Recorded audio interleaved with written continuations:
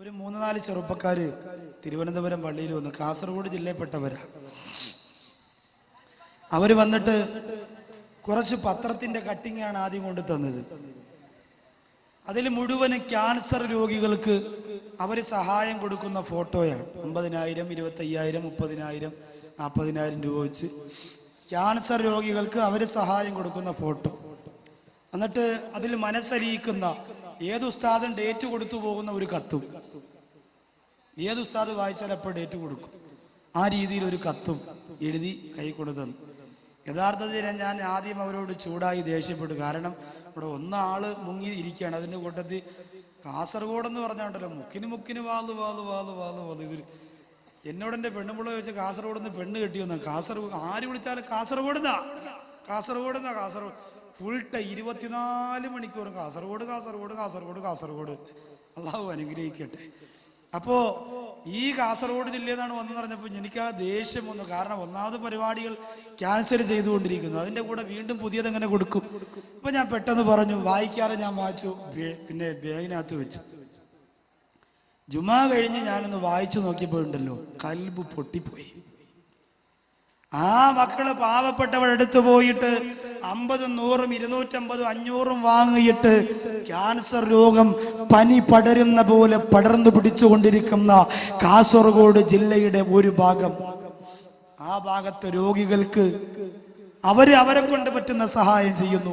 3, 4, 10, 50 ലക്ഷം രൂപ ചികിത്സയ്ക്ക് ആവശ്യമുള്ള ഒരു ദിവസം വന്ന് ഒരു ബക്കറ്റ് കളക്ഷനെങ്കിലും നടത്തിയിട്ട് ആ രോഗികൾക്ക് ഒരു ആശ്വാസം കൊടുക്കണമെന്ന് കണ്ണീരോട് അതിൻ്റെ ഇടയിൽ എഴുതിയിട്ടവരെഴുതുന്നു.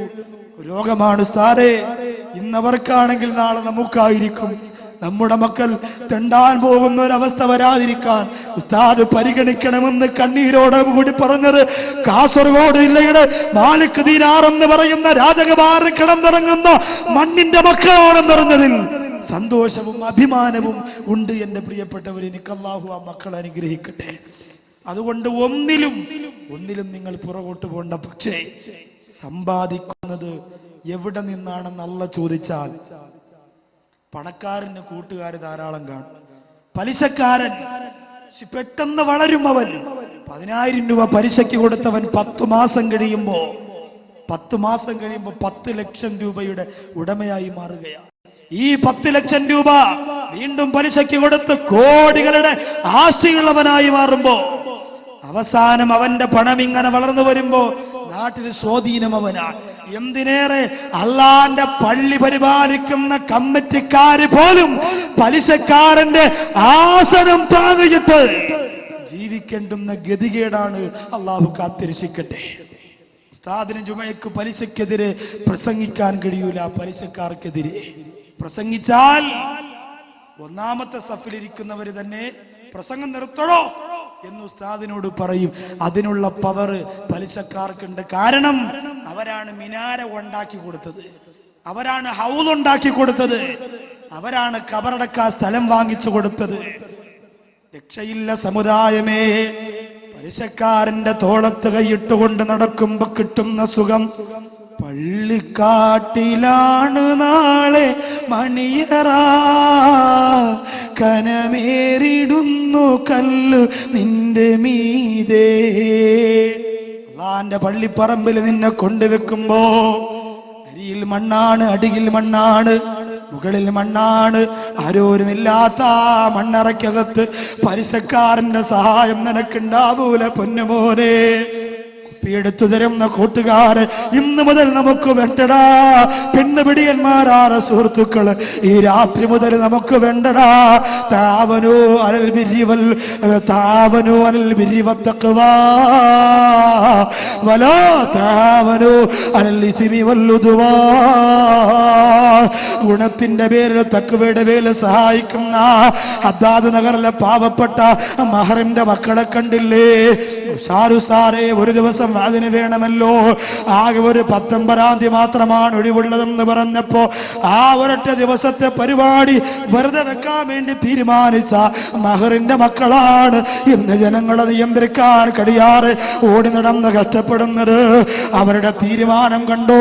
അവരൊരുമിച്ച് നിന്നപ്പോ, അവർ ഉസ്താദുമാരോട് അഭിപ്രായം ചോദിച്ചപ്പോ, അവര് സയ്യിദന്മാരോട് ഉപദേശം ചോദിച്ചപ്പോ, ഈ നാട്ടിലും ഈ മഹലിലും അതിന് പുറത്തുമുള്ള ഒരു അന്യമതത്തിൽപ്പെട്ട പെൺകുട്ടിയടക്കം 7 പാവപ്പെട്ട പെൺകുട്ടികളുടെ കണ്ണീരിന്റെ തുള്ളികൾ ഈ ദുനിയാവിന്റെ തൊലിക്ക് പുറത്ത് വീഴുന്നതിന് മുമ്പ് കൈക്കുമ്പിൾ കാണിച്ചേറ്റെടുക്കാ ആ പാവപ്പെട്ട ചെറുപ്പക്കാർക്ക് കഴിഞ്ഞു പോയത് എന്തിന്റെ പേരിലാ?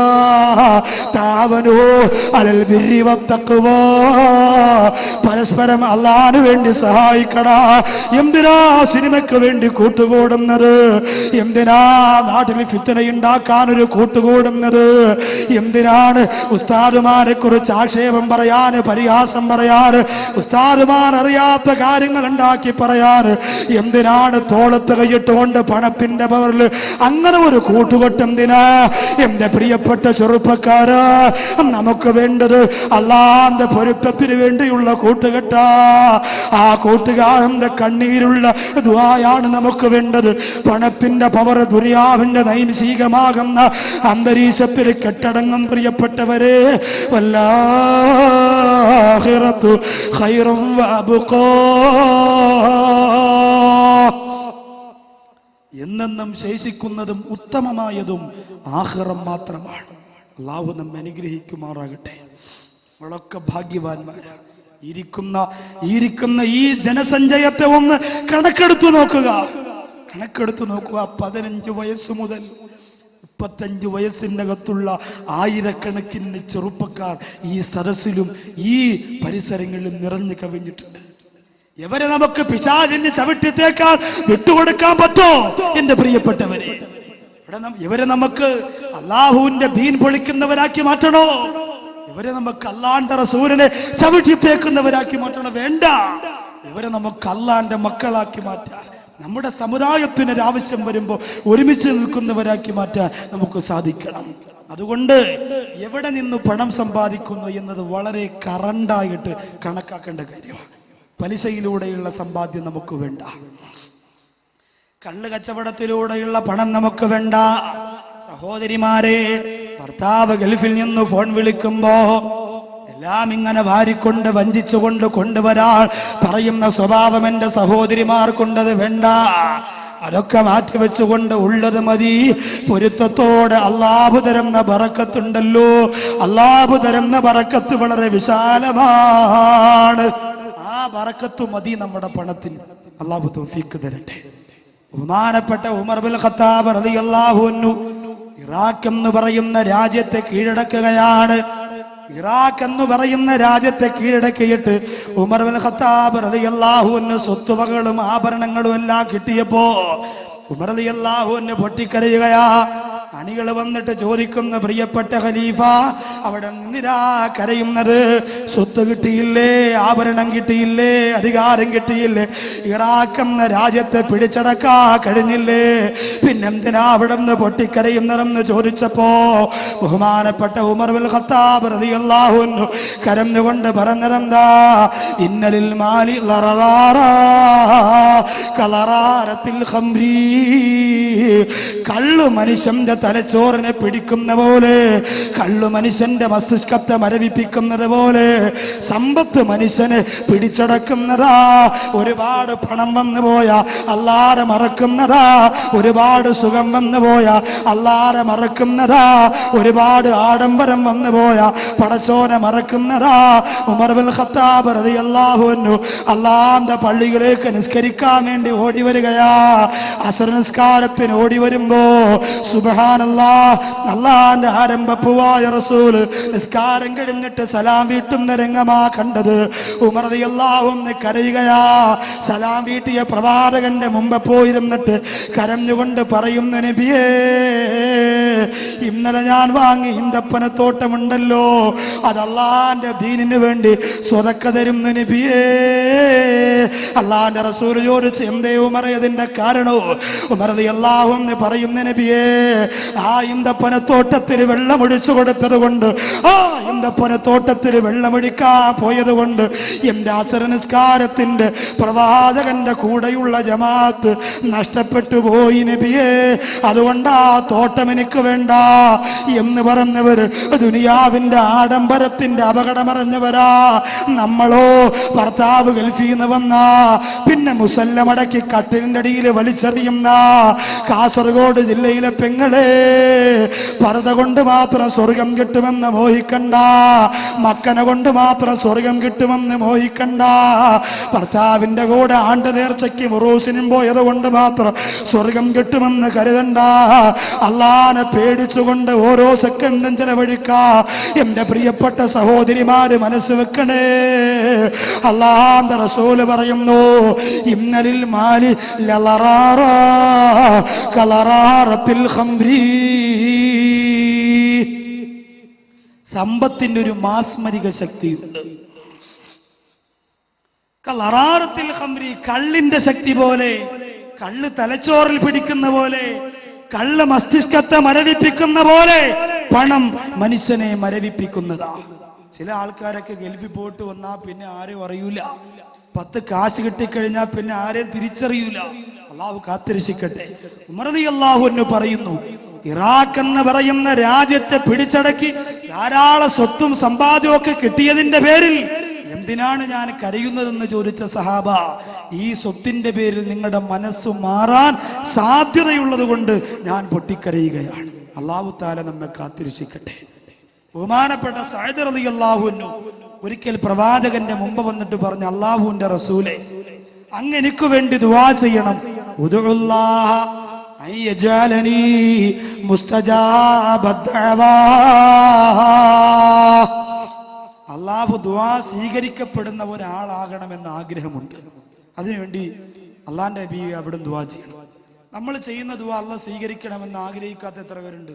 എല്ലാവർക്കും ആഗ്രഹമുണ്ട്. ചോദിച്ച അപ്പ കിട്ടണമെന്നാണ് നമ്മുടെ ആഗ്രഹം. ചോദിച്ചാൽ ആ സെക്കൻഡിൽ കിട്ടണം. ഇല്ലെങ്കിൽ നമുക്ക് മുമ്പ് ഒരാള് റമളാൻ മാസത്തിൽ ലൈലത്തുൽ ഖദർ ചോദിച്ചു. റമളാൻ മാസത്തിൽ ലൈലത്തുൽ ഖദർ ചോദിച്ചു. അയാൾ എന്ത് കാര്യം ചോദിച്ചാൽ അപ്പടി കിട്ടണം, ഇല്ലെങ്കിൽ വലിയ പാടാ. അങ്ങനെ അള്ളാന്റെ പള്ളിക്കകത്ത് ലൈലത്തുൽ ഖദർ ഇരിക്കാൻ വേണ്ടി പോയി. ലൈലത്തുൽ ഖദറിൽ ഇഅ്തികാഫ് ഇരിക്കാൻ വേണ്ടി അള്ളാന്റെ റസൂൽ സല്ലല്ലാഹു അലൈഹി വസല്ലമ തങ്ങൾ ഇഅ്തികാഫിന്റെ പ്രതിഫലം പറഞ്ഞ പള്ളിയിലേക്ക് അയാൾ നിസ്കരിക്കാൻ വേണ്ടി പോയി. എല്ലാ ഉപ്പപ്പമാരും പള്ളിയുടെ ഫ്രണ്ടിൽ പോയി, അല്ലാഹുവേ ലൈലത്തുൽ ഖദർ തരണേ അല്ലാ, ലൈലത്തുൽ ഖദർ തരണേ അല്ലാ എന്ന് ദുആ ചെയ്തുകൊണ്ടിരിക്കുക. ഇയാളും പോയിട്ട് ലൈലത്തുൽ ഖദർ തരണേ അല്ലാ എന്ന് പറഞ്ഞുകൊണ്ട് ദുആ ചെയ്തുകൊണ്ടിരുന്നു. അന്ന് പഴയതുപോലെ ഇന്നത്തെ പോലെ ലൈറ്റും വലിയ വലിയ പ്രകാശമുള്ള ട്യൂബ് ലൈറ്റുകളൊന്നുമില്ല. ആ ഒരു മണ്ണെണ്ണ വിളക്ക് മാത്രമേ ഉണ്ടാവുള്ളൂ. അതിങ്ങനെ പള്ളിയുടെ പുറകുഭാഗത്ത് കെട്ടിത്തൂക്കിയിട്ടിരിക്കും. പള്ളിയുടെ പുറകുഭാഗത്ത് ഇങ്ങനെ കെട്ടിത്തൂക്കിയിട്ടിരിക്കും, അത്ര മാത്രമേ ഉണ്ടാവുള്ളൂ, മണ്ണെണ്ണ വിളക്ക്. ആ മണ്ണെണ്ണ വിളക്ക് ദാവൂദ് നബി അലൈഹിസ്സലാം സബൂർ എന്ന് പറയുന്ന കിതാബ് പ്രസംഗിച്ചുകൊണ്ടിരുന്നപ്പോൾ ഒരാൾ മുമ്പിരുന്ന് ഉറങ്ങി. അപ്പൊ ദാവൂദ് നബി അലൈഹിസ്സലാമിന് അല്ലാഹ് വഹി അറിയിച്ചു കൊടുത്തു, അള്ളാഹുവിന്റെ കാര്യം പറയുമ്പോൾ ഉറങ്ങുന്നവനെ അവന്റെ കാര്യം പറയുമ്പോൾ അള്ളാഹു ഉറങ്ങുമെന്ന് പറയാൻ പറഞ്ഞു ദാവൂദ് നബിയോട്. ദാവൂദ് നബി അങ്ങനെ പ്രസംഗിച്ചപ്പോ അടുത്തിരിക്കുന്നവൻ വിളിച്ചുണർത്തി. അപ്പോ അള്ളാഹു വഹി അറിയിച്ചു കൊടുത്തു ദാവൂദ് നബിക്ക്, ശ്രദ്ധിക്കാതെ മറ്റുള്ളവർ ഉറങ്ങുന്നോ ഉണ്ടെന്നോ നോക്കിക്കൊണ്ടിരിക്കുന്നവന് അള്ളാഹു ശ്രദ്ധിക്കൂല എന്ന് പറയാൻ പറഞ്ഞു. അപ്പൊ പ്രശ്നമാണ്, ഏതായാലും പ്രശ്നമാണ്. നമ്മുടെ ശ്രദ്ധ ഇങ്ങോട്ടിരിക്കട്ടെ, ഉറങ്ങേ വീഴെ അള്ള കാക്കട്ടെ. അപ്പോ സമ്പത്ത് ഒരുപാട് കൂടുമ്പോ, പ്രത്യേകിച്ച് ഹറാമായ സമ്പത്ത് കൂടിയാൽ എന്തായാലും നമ്മുടെ മനസ്സ് മാറിപ്പോകും. ഹലാലായ സമ്പാദ്യം നമുക്ക് അധികരിച്ചാലും മനസ്സ് മാറിപ്പോകും. അതുകൊണ്ട് ചെയ്യുന്ന ദുആ അല്ലാഹ് സ്വീകരിക്കണമെന്ന് ആഗ്രഹിക്കാത്ത ആരാവുള്ളത്? ദുആ സ്വീകരിക്കണം, നമ്മുടെ എല്ലാവരുടെയും ദുആ സ്വീകരിക്കണം. ലൈലത്തുൽ ഖദർ ചോദിക്കാൻ വേണ്ടി മണ്ണെണ്ണ വിളക്കിന്റെ നേരെ താഴെ ഒരാൾ പോയിരുന്നിട്ട് ദുആ ചെയ്യുക, അല്ലാഹു ലൈലത്തുൽ ഖദർ തരണേ അല്ലാഹ്. ചെറിയ വെളിച്ചേ ഉള്ളൂ. അപ്പൊ ഈ മണ്ണെണ്ണ വിളക്ക് പൊത്തിട്ടുണ്ടായിരുന്നു, ചെറിയ ഒരു ഹോൾ ഉണ്ടായിരുന്നു. അപ്പൊ ഓരോ തുള്ളി മണ്ണെണ്ണ ഇങ്ങനെ വന്ന് വീഴാണ്. ഇവൻ ഇങ്ങനെ ലൈലത്തുൽ ഖദർ താ അല്ലാഹ് എന്ന് പറയുമ്പോൾ ഒരു തുള്ളി വന്ന് തല വീഴും. ഇവൻ പറയാം അൽഹംദുലില്ലാഹ്, രണ്ടാമത് വീണ്ടും തുള്ളി ഇങ്ങനെ വീടുമ്പോൾ ഇവൻ പറയും ലൈലത്തുൽ ഖദർ ഇങ്ങനെ എല്ലാവർക്കും ചോദിച്ച ഉടനെ കിട്ടുന്നത് കൊണ്ടാ ഫ്രണ്ട് സഫിൽ ഇരിക്കുന്നവരൊക്കെ അനങ്ങാതെ ഇങ്ങനെ ഇരിക്കുന്നത് എന്ന് മൂപ്പര് കരുതി. അവസാനം മണ്ണെണ്ണ തീർന്ന് വിളക്കണഞ്ഞപ്പോ പുള്ളി അൽഹംദുലില്ലാ എന്ന് പറഞ്ഞ് വീട്ടിൽ ചെന്നു. പെണ്ണുമുള്ള ചോദിച്ചു, ആദ്യമായി ലൈലത്തുൽ ഖദറിന് പോയ നിങ്ങളാ, എന്തേ പെട്ടെന്ന് തിരിച്ചു വന്നെന്ന് ചോദിച്ചു. ലൈലത്തുൽ ഖദർ എനിക്ക് കിട്ടി. എങ്ങനെ കിട്ടിയത്? ലൈലത്തുൽ ഖദർ കിട്ടി, പക്ഷേ ഒരു ചെറിയ മണ്ണെണ്ണയുടെ ഗ്യാസ് ഉണ്ട് എന്ന് പറഞ്ഞിട്ട് ഇങ്ങനെ തൊട്ട് മണപ്പിച്ചു കൊടുക്കാൻ. ചോദിക്കുന്നത് അപ്പോഴപ്പോഴും കിട്ടണം എന്ന് ആഗ്രഹിക്കുന്നത് ഒരു മണ്ടത്തരമാണ്. പതുക്കെ കിട്ടുള്ളൂ. പക്ഷേ സഅദ് റളിയല്ലാഹു അൻഹുവിന്റെ ആഗ്രഹം എന്താ? അല്ലാഹുവേ, ഞാൻ ദുആ ചെയ്യുമ്പോ ആ ദുആ അല്ലാഹു സ്വീകരിക്കണം നബിയേ, അതിനൊരു വഴി പറഞ്ഞു തരുമോ നബിയേ? ചെയ്യുന്ന ദുആ സ്വീകരിക്കാനുള്ള വഴി പറയാൻ പോവുകയാണ്. സഅദ് റളിയല്ലാഹു അൻഹുവിനോട് അല്ലാഹുവിന്റെ റസൂൽ പറഞ്ഞു, ഞാൻ ഈ പറഞ്ഞു തരാൻ പോകുന്ന കാര്യം നിന്റെ ജീവിതത്തിൽ നീ ശ്രദ്ധിച്ചാൽ നിന്റെ ദുആ അല്ലാഹു സ്വീകരിക്കുന്നതാ. ഞാൻ ഈ പറഞ്ഞു തരുന്ന കാര്യം നിന്റെ ജീവിതത്തിൽ നീ ശ്രദ്ധിച്ചാൽ നിന്റെ ദുആ അല്ലാഹു സ്വീകരിക്കുന്നതാണ്. കാസർഗോഡ് ജില്ലയിലെ ഹദ്ദാദ് നഗറിൽ ഒരുമിച്ച് കൂടിയ എന്റെ പ്രിയപ്പെട്ട സഹോദരങ്ങളോട് പറയുകയാ, ഈ കാര്യം ചെയ്യാ നിങ്ങൾ ഒരുക്കമാണോ? ഒരുക്കമാണോ? ഇൻഷാ അല്ലാഹ്. അങ്ങനെ ഒരുങ്ങിയാ നിങ്ങളെ ദുആ അല്ലാഹു സ്വീകരിക്കും. എന്ത് ചെയ്താലും അല്ലാഹു അപ്പം സ്വീകരിക്കും. നബി തങ്ങൾ സഅദ് റളിയല്ലാഹു അൻഹു പറഞ്ഞു കൊടുക്കാൻ പോകുന്ന മറുപടിയാ, ഉദുല്ലാഹ അയജഅലനി മുസ്തജാബ ദഅവാ. നബിയേ, ദുആ സ്വീകരിക്കപ്പെടാൻ അവിടെ നിന്ന് ദുആ ചെയ്യണം. ഞാൻ ചെയ്യുന്ന ദുആ അല്ലാഹു സ്വീകരിക്കണം നബിയേ. അങ്ങനെ ഒരു പവർ എനിക്ക് കിട്ടണമെന്ന് പറഞ്ഞപ്പോ അല്ലാഹുവിന്റെ റസൂൽ പറഞ്ഞു കൊടുക്കുന്നു, ഞാൻ ഈ പറയുന്ന കാര്യം ചെയ്താ മതി. ഞാൻ ഈ പറയുന്ന കാര്യം നിങ്ങൾ ചെയ്താൽ നിങ്ങളുടെ ദുആ അല്ലാഹു സ്വീകരിക്കും. ചെയ്യാൻ ഒരുക്കമാണോ? ഇൻഷാ അല്ലാഹ്. ഇൻഷാ അല്ലാഹ് എന്ന് ഉറച്ചു പറഞ്ഞ ഇൻഷാ അല്ലാഹ്. അല്ലാഹു നമ്മുടെ നിയ്യത്ത് കബൂലാക്കട്ടെ. അല്ലാഹുവിന്റെ റസൂല് പറയുന്ന കാര്യം എന്താ? അത്തിബ് മതഅമക കുൻ മുസ്തജാബ ദഅവാ. അത്തിബ് മതഅമക, നിന്റെ ഭക്ഷണത്തെ നീ നന്നാക്കുക എന്ന് പറഞ്ഞാൽ വലിയ ഗ്ലാമർ വരുത്തുക എന്നല്ല. ഗ്ലാമർ എന്ന് പറഞ്ഞാൽ കാസർഗോഡ് കണ്ണൂർ ജില്ലയുടെ ഭക്ഷണത്തിന് വല്ലാത്ത ഗ്ലാമറല്ലേ. ഇന്ന് വൈകുന്നേരം ചായ കുടിക്കാനായി കൊണ്ടിരുത്തിയ വീടിന്റെ മുമ്പ് നിരത്തി വെച്ച ഭക്ഷണം ഉണ്ടല്ലോ, പേരൊന്നും എനിക്കറിയില്ല, പേര് പറയാനും എനിക്കറിയില്ല. കേട്ടു പണ്ട് പിന്നെ നമ്മൾ ദറസിൽ പഠിക്കുമ്പോൾ ഇസ്ലങ്കി സർവാക്കണ പോലെയുള്ള പേരുകളാ ഇപ്പോഴത്തെ ഭക്ഷണത്തിന്റെ പേര്.